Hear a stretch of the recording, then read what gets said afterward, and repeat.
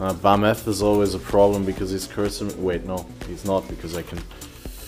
Oh.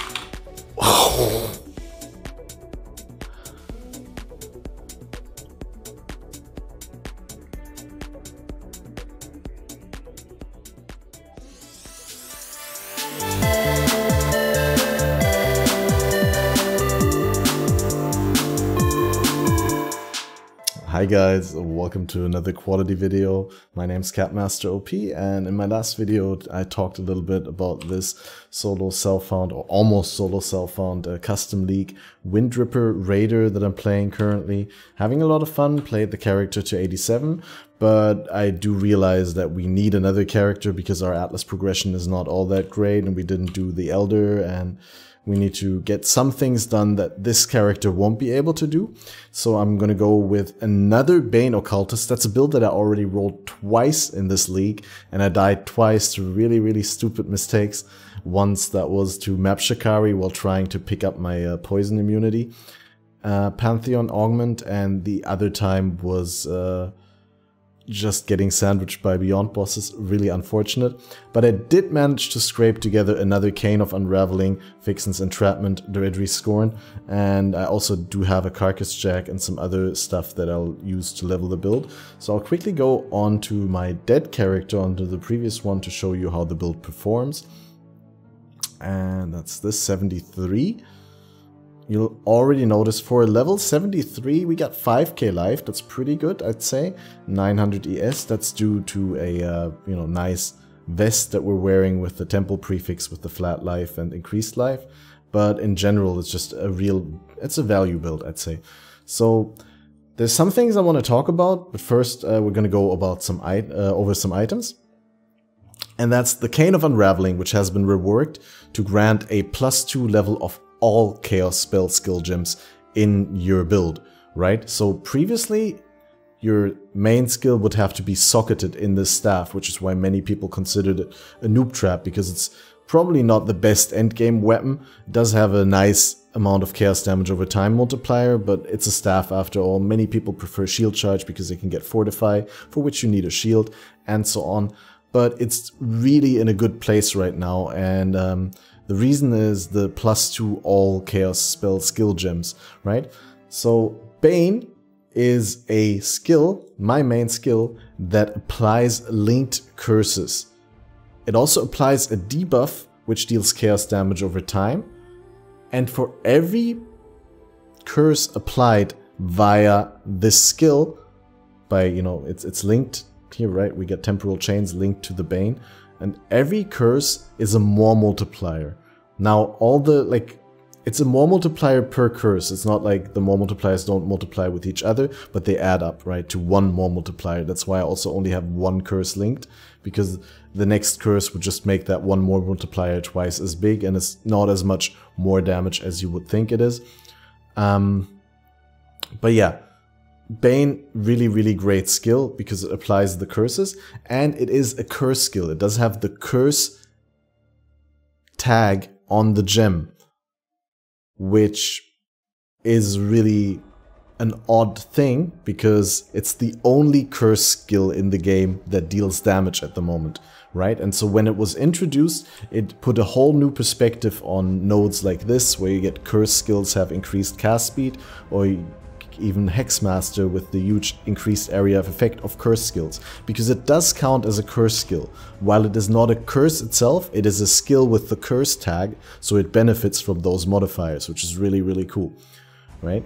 And most importantly, it benefits from the +2 to level of socketed curse gems mod.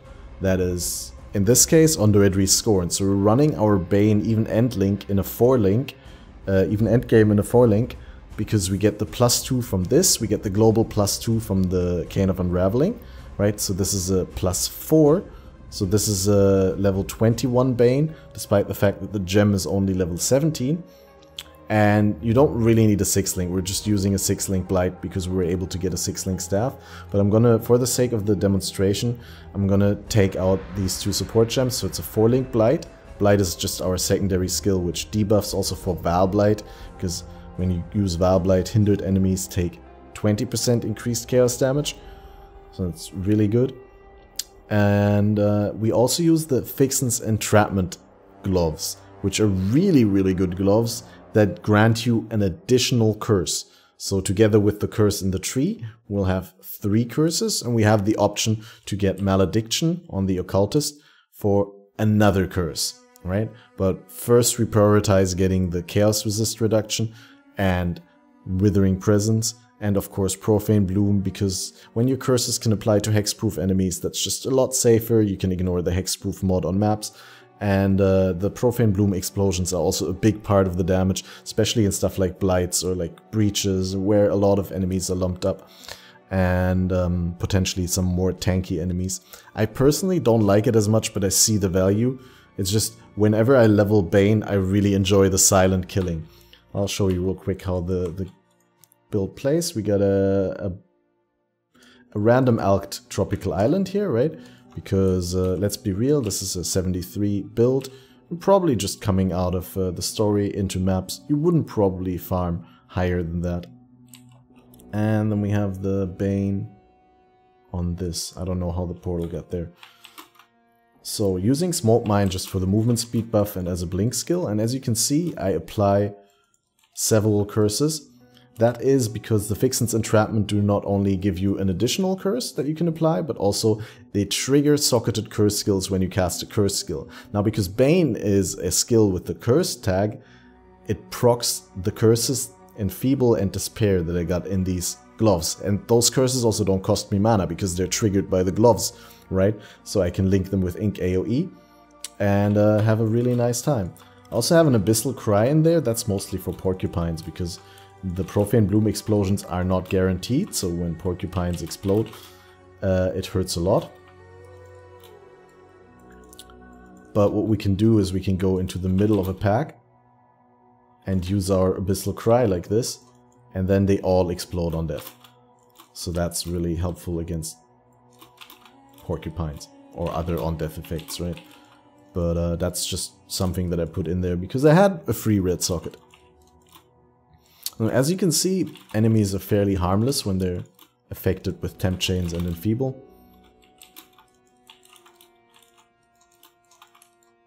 And they die rather quickly to the damage over time debuff, because we got so many levels on the gem from all the plus levels.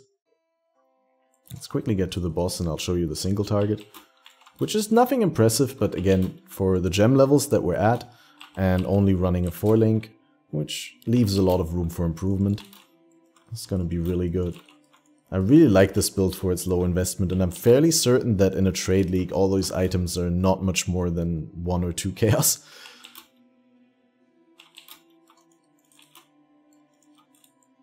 And you can push this build really, really far. Alternatively, if you're not someone to get into melee range, because I do understand the Blight is a little bit close range, you can use Essence Drain for single target support. But you do want to use several chaos skills. Second. Holy shit, this is a long tropical island. Okay, I didn't use my freeze remove flask because I was talking. We were cutting that out of the video, that's not in there.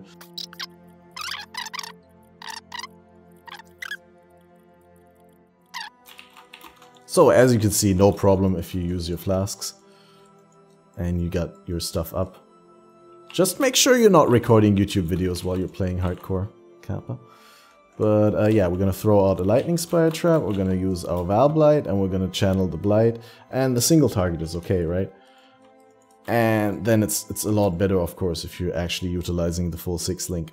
Now, what you may have noticed is that my power charges on this character are purple, and that's because a beautiful, unique item that has been made by a supporter that's called the Isladex, which is a unique agate amulet that grants you an additional power charge and makes your power charges purple and changes their function. Now, because a chaos damage over time build does not benefit from power charges all that much because they're associated with crit and you can only crit with hits, and therefore it's kind of useless to have power charges in a build like this, Isladex makes it so that I really benefit from the power charges. because it reduces the critical strike chance that I get from the power charges, which doesn't matter because I don't need the crit, right? I don't benefit from crit, and it gives me mana regen per power charge, and it gives me a mind over matter effect per power charge. So I get a total of 5 maximum power charges at the moment in this build, and that means I get actually 5% of damage taken to mana before I take them to life. So that's kind of okay, honestly.